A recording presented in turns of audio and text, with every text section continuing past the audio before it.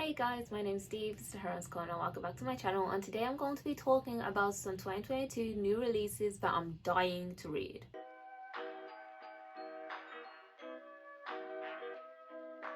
Yeah, 2022 releases. I'm excited. So when I was originally making this video, I of course was going to go down the route of 22 books that I want to read in 2022, like new releases, whatever. And then while I was making that list, I kind of realized that a lot of these books I just have like a passing interest about, like I'm not like a passionate interest about. So I really just like stripped down, okay, what are the books that you are really excited to read this year?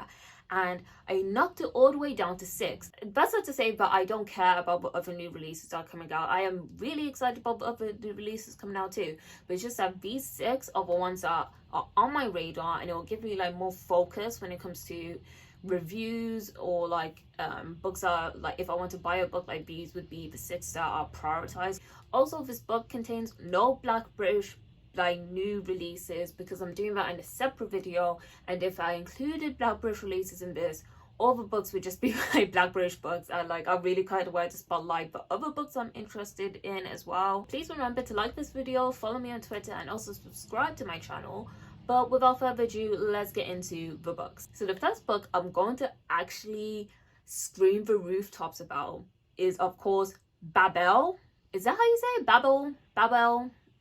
By R.F. Kuang. So it takes place in 1828, and we follow the protagonist of Robin Swift, and he was orphaned as a boy in China.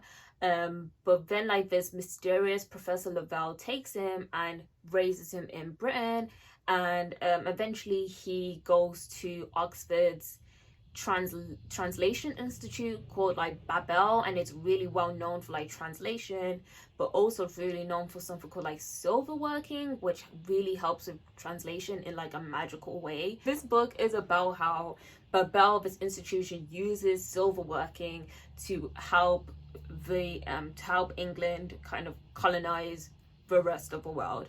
And Robin is kind of faced with doing this, so he loves where he's working, and like Oxford, it takes place in Victorian Oxford obviously, and he loves like Oxford and all of this stuff, but he's also helping England conquer his motherland essentially. This book is just about colonization, student revolutions, magic, translation stuff. Like, it just sounds absolutely wild. And the cover, this would be a cover buy if I didn't just fall in love with this whole summary anyway. Like, the cover is absolutely to die for. R.F. Kuang is basically like an order by author for me, even though I still haven't finished for Poppy War. Like that trilogy. I've read the Poppy War, I've read Dragon Republic, haven't read the third book, but to be honest, like the Poppy War and the Dragon Republic has just made her an author by author for me. So I was always very interested to see what she would come up with next.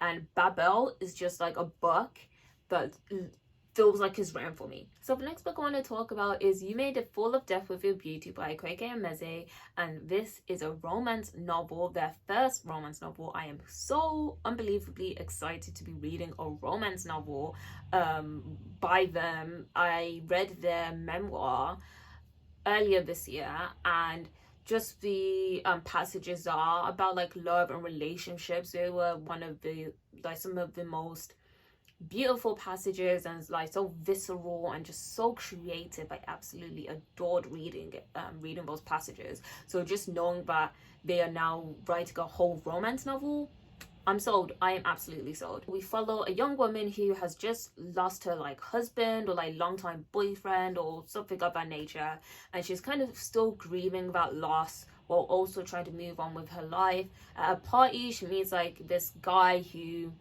kind of lavishes her with like gifts and trips to like luxurious places. So she's kind of getting entangled with this guy, but she's also dating another guy who seems to be like the perfect fit for her. And I don't know, like escapades ensue. Like basically, like that is the setup of the story. So she's dating this perfect guy, but she's also tangled with this other guy. He seems to be giving her everything she wants and like launching her art career, and do you know what I mean? And she's dealing with these two relationships, or also grieving the husband or boyfriend, whatever, that she lost years ago. I'm just excited to just see what they do with an entire romance novel. Like, this is going to be such a treat. I cannot even wait for it. I cannot wait for this book. So the next 2022 new release that's on my radar is Vagabonds by Alakosa Asunde. So in this book we are following vagabonds, people who are outcasts in their society. So we have the poor, queer people, just people who are displaced, and rogue spirits. So I think we're going to have a fantastical element in the story, and all these people kind of connect, all their lives connect in the kind of underbelly of Nigeria, of underground clubs, or just like the markets, and just these kind of like spaces that where people can just connect with other people who they might not connect with. I do like books with like a big cast of characters who all seem like very intriguing and like enigmatic. It's a word. I'm just looking forward to see how their storylines interact. I'm excited to see the magical element. I'm excited to just see Nigeria from this point of view.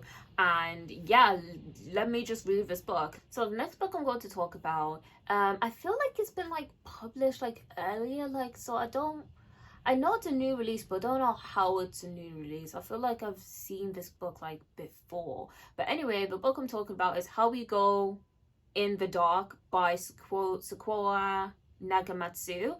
And this is an adult fiction, a dystopian sci-fi sort of novel, and this is just so interesting. This book seems very complicated, or very complex, very layered, and it seems much more like an epic kind of tale. So essentially this archaeologist unleashes a plague which changes the whole of the world, and from that we follow different characters and how they've adapted to the world, and kind of how humanity survives even though like this terrible thing has happened. And that's all I'm really gonna say. Like, the summary is actually really long on like Goodreads or whatever, and I don't really want to just like, I don't like reading summaries anyways, like of books.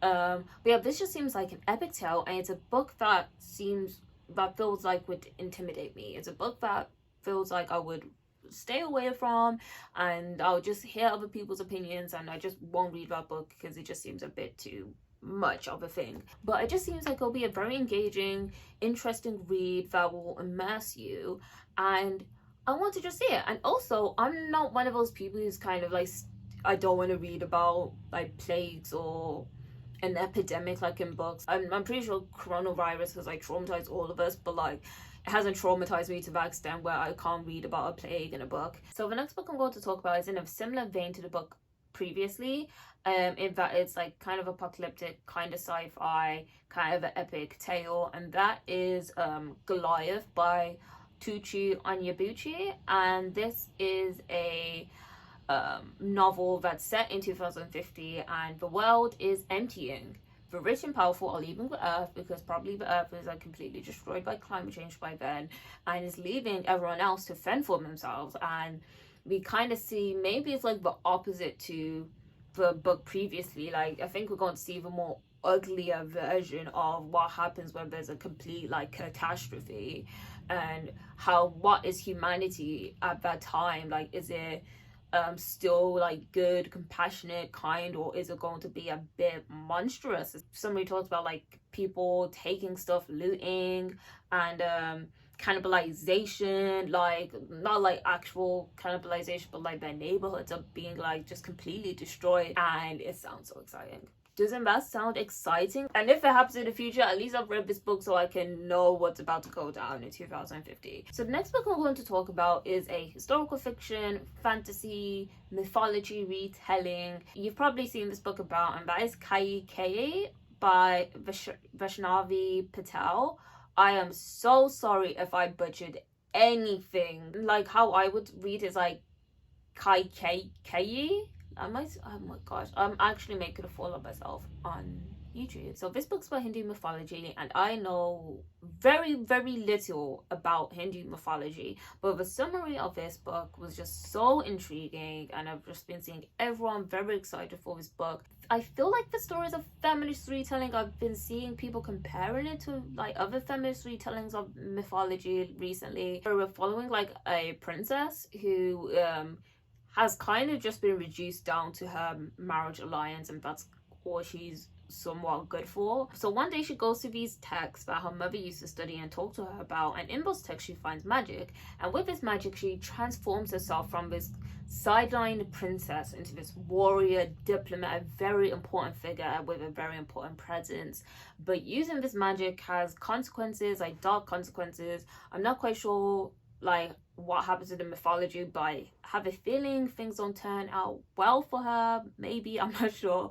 But I'm just really fascinated by the story, and I haven't read any of the really big mythology retellings like Circe, or there's another one, like I don't know, like there's a lot of like mythology retellings, but I honestly have just not been interested in reading them. So that's been 6 2022 releases, new releases that I'm very excited for. Please let me know down below what new releases you're excited for, if you share some of mine. And yeah, thank you for watching, guys. Please remember to like this video, subscribe to my channel, and follow me on Twitter, and I'll see you guys soon in another video soon.